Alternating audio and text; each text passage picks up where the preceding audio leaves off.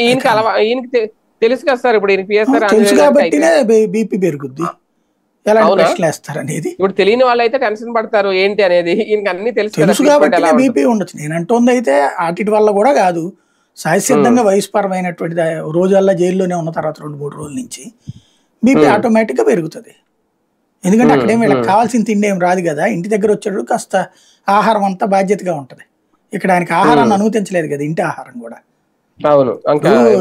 సన్న బియ్యము లేకపోతే ఓట్లు గీట్లు తినే వాళ్ళకి ఆ దుడ్డు బియ్యంతో చేసేటటువంటి జైలు భోజనం తింటే ఏముంటది బీపీలు రాక, ఇంకా చాలా అనారోగ్యాలు వస్తాయి ముందు. కానీ వంశీ పోసాని విషయంలో మాత్రం ఇలా చూడలేము. వాళ్ళైతే మానసిక క్షోభకు అయితే గురయ్యారనేది స్పష్టంగా అర్థమవుతుంది. ఏం లేదు, వాళ్ళకైనా సరే ఇదే తరహా ఉంటుంది క్షోభలంతే. నేను చెప్పాను కదా, సెలబ్రిటీ ఇమేజ్లు ఉన్నటువంటి వాడు జైల్లో ఉన్నప్పుడు సైకలాజికల్ గా ఇబ్బంది పడతాడు. అంతకు మించి సైకలాజికల్ గా అయితే వంశీ ప్రిపేర్డ్ గానే ఉన్నాడు ఎప్పుడు వెళ్తానికి. కాకపోతే ఆయనకి బెయిల్ ఎప్పుడు వస్తుందో ఇంకా తెలియదు, క్లారిటీ లేదు.